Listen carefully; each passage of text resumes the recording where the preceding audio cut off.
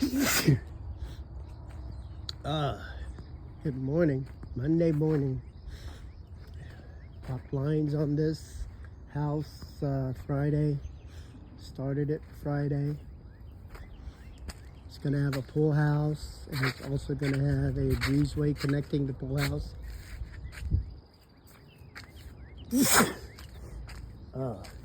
Allergies. Anyway, the trusses are going to be below the plate line, so it's basically a zero entry house is what they call it, where they forgot to put a ramp here. The slab guys usually build up the cement right there, so it's almost flush with the plate. That way they're not really stepping up into it. There will not be any garage stairs going into the house. It'll be just straight walk-in.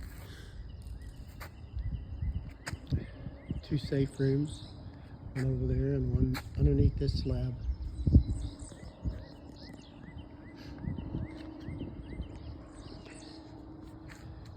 View out, and there's a lake back there. I don't know if they'll open it up to see it, but there's a little pond or lake or whatever.